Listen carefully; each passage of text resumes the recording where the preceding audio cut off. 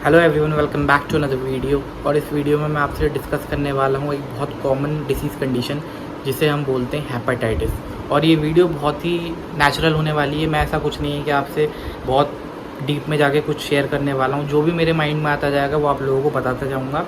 और ऐसा नहीं है कि मैं बहुत ज़्यादा फ्लुएंटली बोलूँगा या मैं बहुत एकदम से, कहते नहीं है कि रिकॉर्ड कर रहा हूँ सिर्फ आपको बताने के लिए। जो नेचुरली मेरे माइंड में आएगा हेपेटाइटिस के बारे में वो आप लोगों से शेयर करूँगा। तो हेपेटाइटिस क्या होता है? Hepatitis is the inflammation of the liver. Inflammation जिसे हम सूजन बोलते हैं। तो बॉडी में कहीं पर भी सूजन आ जाती है तो ऐसी समझ लीजिए, अगर लिवर पर आपके सूजन आ जाती है तो उसे हेपेटाइटिस बोलते हैं। और हेपेटाइटिस जो होती है, हेपेटाइटिस होने की वजह से हमारे लिवर डैमेज होना शुरू हो जाता है, टिश्यू डैमेज होना शुरू हो जाते हैं और लिवर फंक्शन करना ख़त्म कर देता है या प्रॉपर तरीके से फंक्शन नहीं करता, जिसकी वजह से और बहुत सारे सिम्टम्स आते हैं जो मैं आपको आगे बताऊँगा। अब हेपेटाइटिस कितने प्रकार का होता है? सबसे कॉमन जो हेपेटाइटिस होता है वो होता है वायरल हेपेटाइटिस। वायरल हेपेटाइटिस भी 5 प्रकार का होता है, A, B, C, D और E। इसके अलावा एक दूसरा हेपेटाइटिस होता है जिसे हम बोलते हैं auto immune hepatitis. Auto immune का मतलब है सेल्फ एक्टिंग। इसमें हमारी बॉडी हमारे लीवर के खिलाफ एंटीबॉडीज़ बनाना शुरू कर देती है, ये एक तरीके से उसको डैमेज करना शुरू कर देती है। तो बॉडी खुद ब खुद अगर लीवर को डैमेज करना शुरू कर देगी तो उसे हम बोलेंगे ऑटो इम्यून हेपेटाइटिस। इसके अलावा एक तीसरा हेपेटाइटिस होता है जो होता है एल्कोहलिक हेपेटाइटिस। ये उन लोगों में पाया जाता है जो शराब का सेवन ज़्यादा करते हैं। तो शराब पीने वाले जो बहुत ज़्यादा मात्रा में शराब पीते हैं उनको एल्कोहलिक हेपेटाइटिस हो सकता है। इसके अलावा एक चौथा हेपेटाइटिस होता है जो होता है टॉक्सिक हेपेटाइटिस।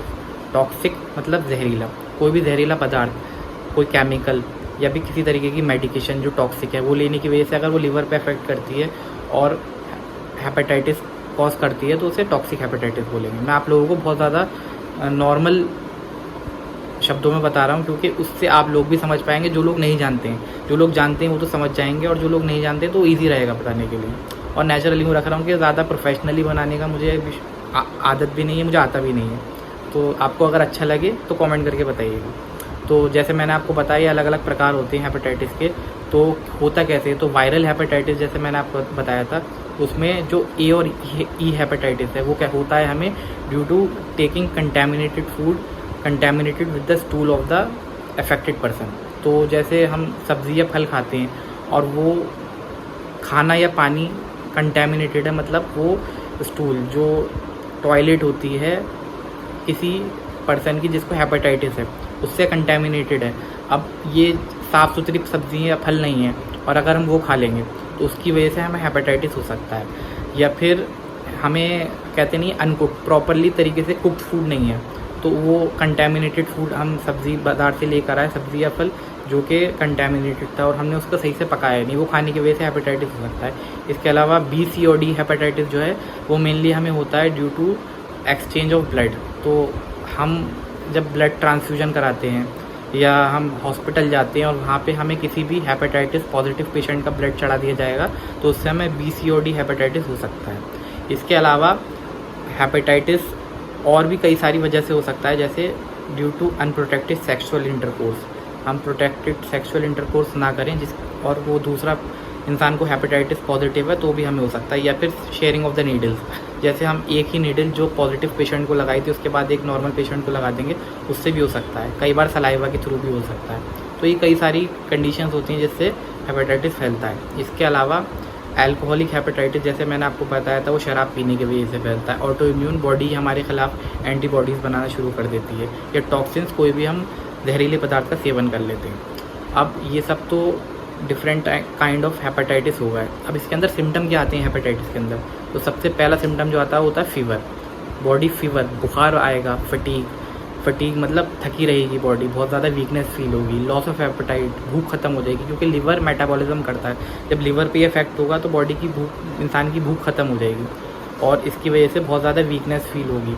और भी कई सारे सिम्टम्स आएंगे जैसे कि आपको फीवर मैंने बताया था। और एक और सिम्टम आता है जो बहुत कॉमन है, आपके एब्डोमिनल पेन रहेगा लिवर के एरिया में।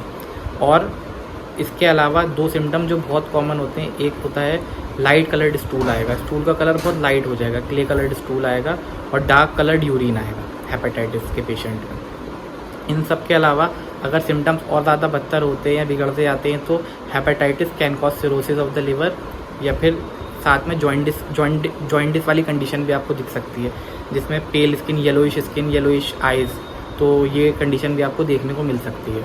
तो ये सारे सिम्टम्स होते हैं हेपेटाइटिस के।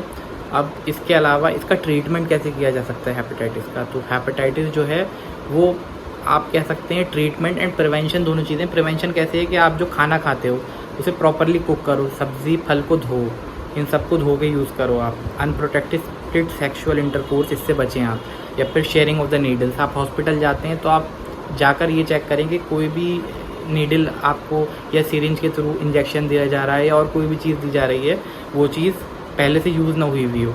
और प्रॉपर हाइजीन अगर आप मेंटेन करेंगे तो आप हेपेटाइटिस से एक हद तक बच सकते हैं। लेकिन अगर आपको हेपेटाइटिस हो भी जाता है तो इसका ट्रीटमेंट है, specially I am a homeopath, तो होम्योपैथी में लिवर इन्फेक्शन या लिवर से रिलेटेड कोई भी सिचुएशन है, हेपेटाइटिस है, जॉइंटिस है, सिरोसिस है, तो उसका बहुत अच्छा ट्रीटमेंट है। तो homeopathically we can treat hepatitis very very very well.